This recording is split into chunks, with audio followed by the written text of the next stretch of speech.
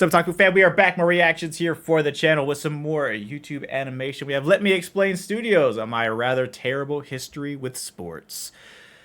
Listen, you are not alone, sister. You are not alone. We do CrossFit now, and my body aches all the time.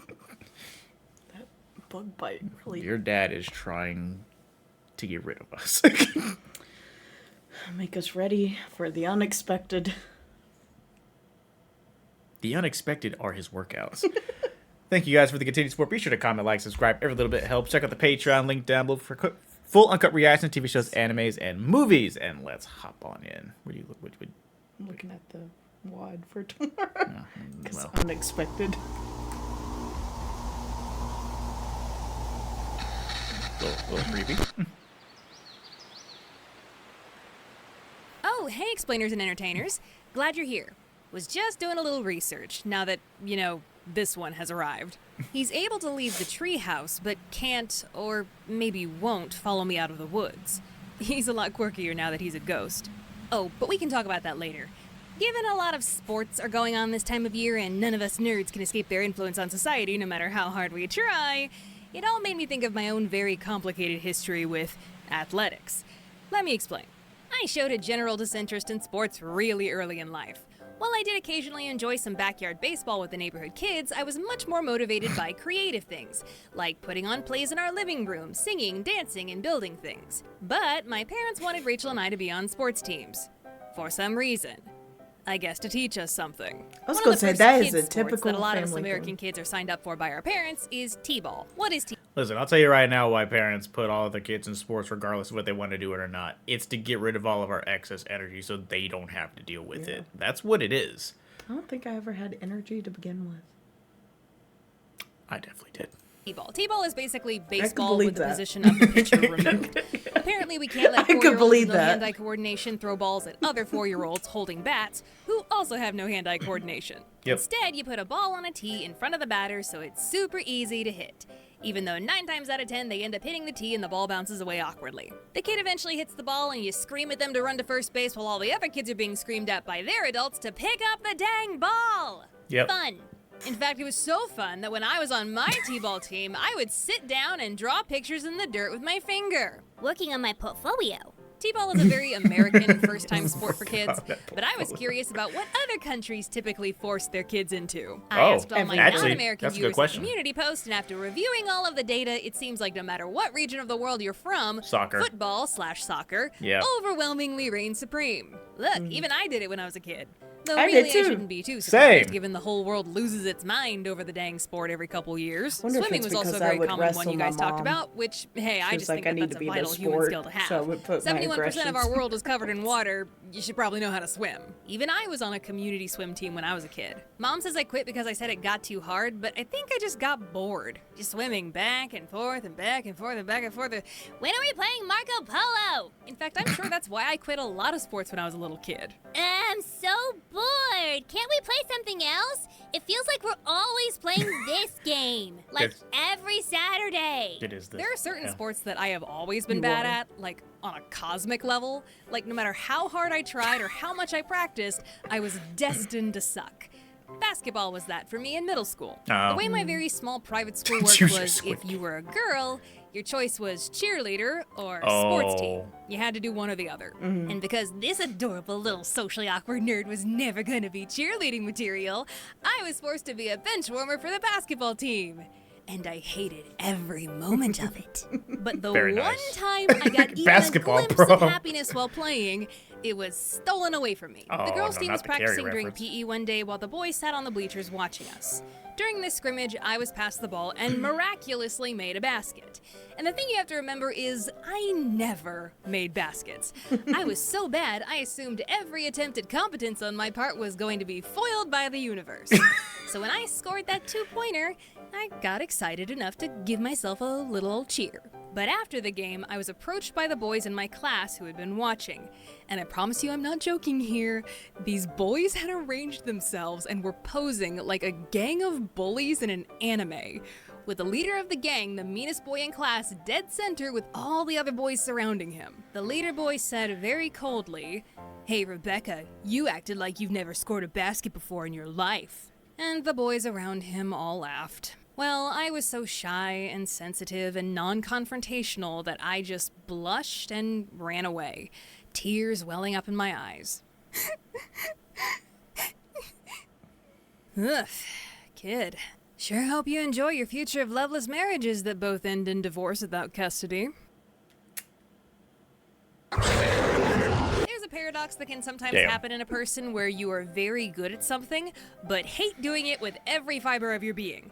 Enter softball. My parents signed me up for a league outside of school. I did softball too. For me, that was basketball. I was actually really good at basketball. I just hated playing it, like all the time. I played that during Relay for Life, and that was fun. But I have no like concept of like how to play. I just like throwing it and trying to make. No, actually, I take it back. It wasn't basketball. It's still that, but even more so than that, track and field. Because I still remember to this day, as a freshman in high school, when we had to do our running around the whole track. I don't remember how it was, a whole mile or whatever it was. It was however many laps around the thing for time.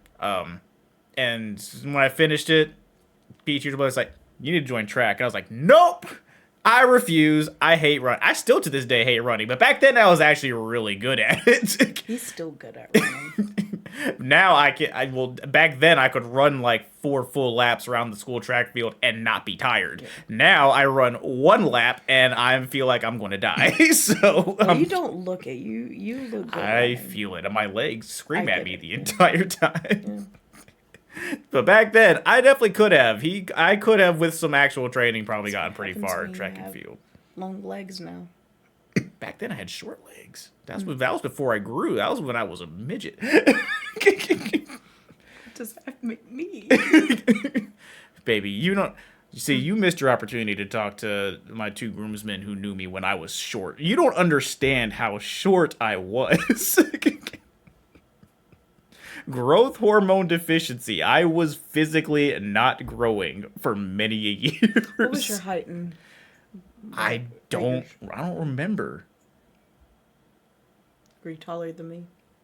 I don't know. I was either maybe really low 5s. Like I was really, really short.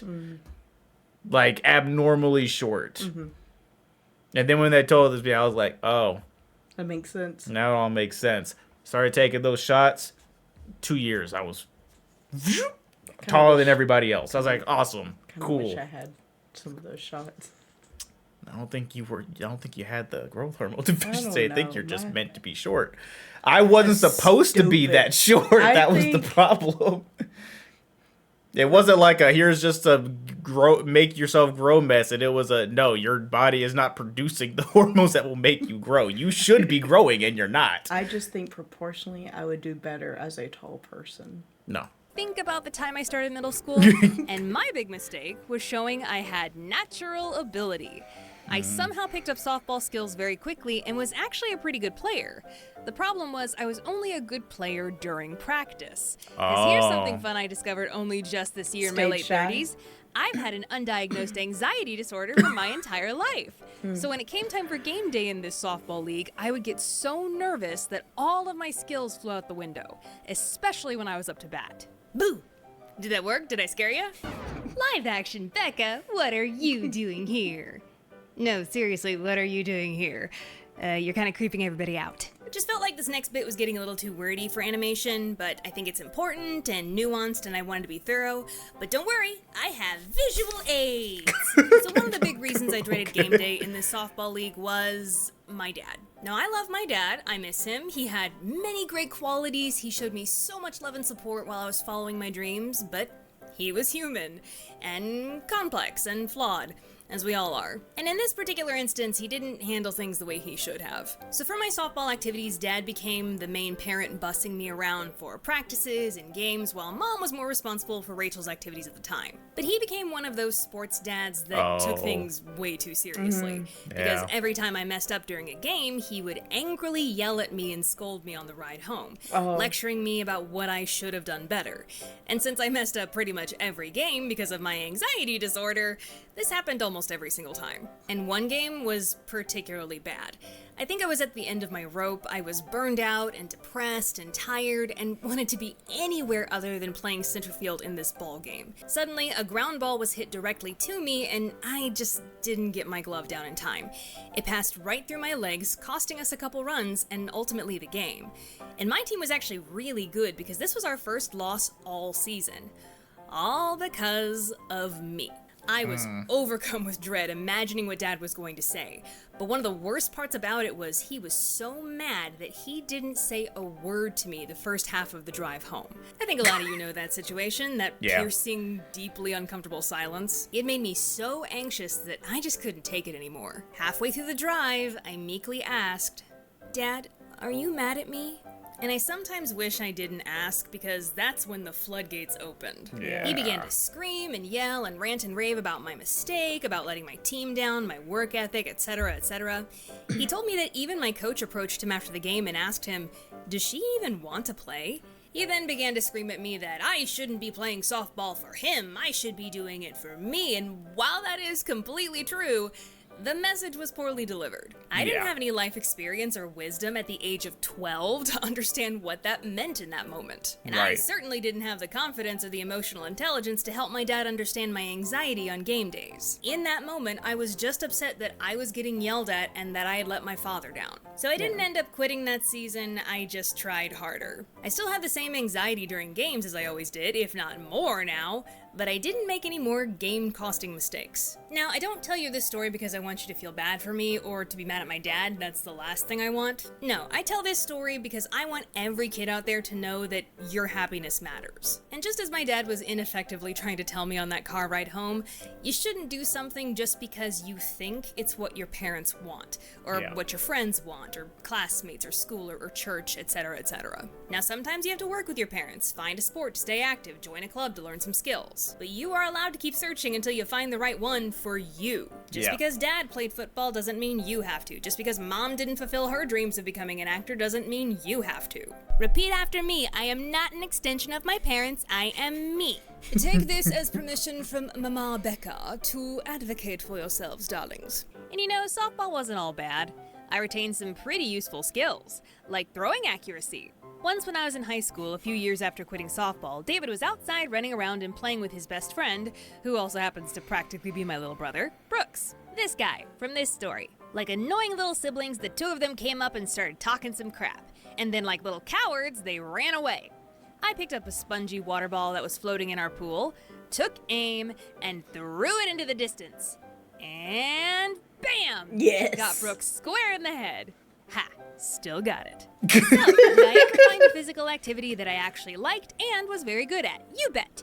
And you probably already have an idea of what it is. Slap a fin and some seashells on me and steal my voice because your girl is secretly a mermaid. Swimming and scuba diving became my main sport, and Mom was my big support in it. Nice. Kinda helps that she liked it just as much as I did. Because of being on the swim team in early childhood and then taking on scuba diving, I have always been exceedingly comfortable in the water, even to this day. It's probably the one physical skill I take any morsel of pride in. Even though I never competed on a swim team in middle school or high school, I still had some skills. One time, my parents signed me up for marine biology camp.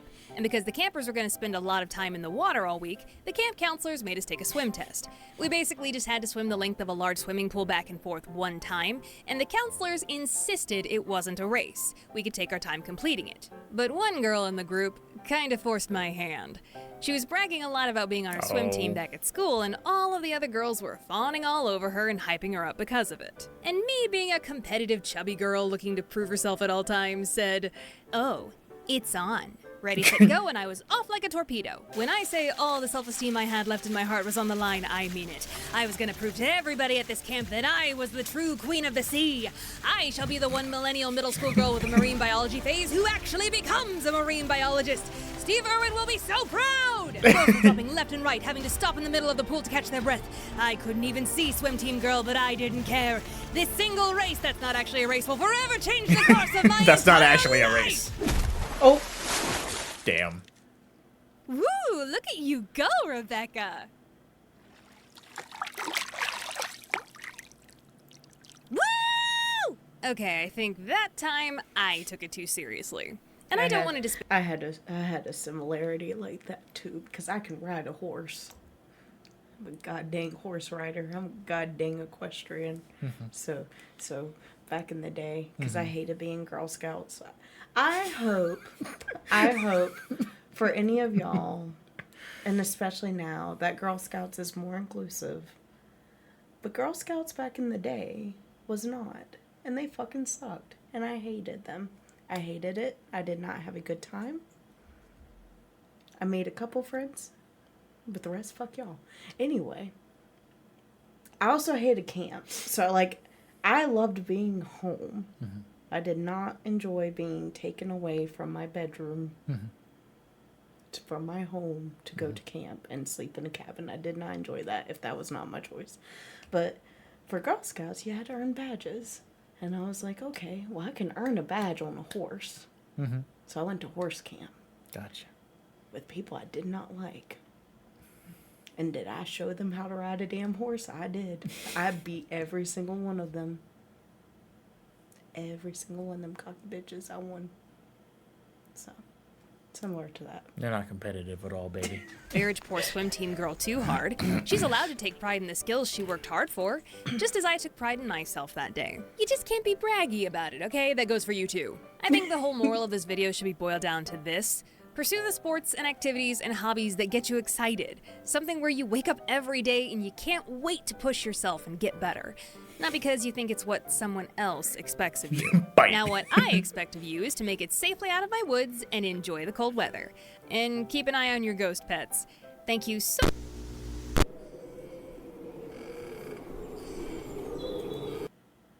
Well.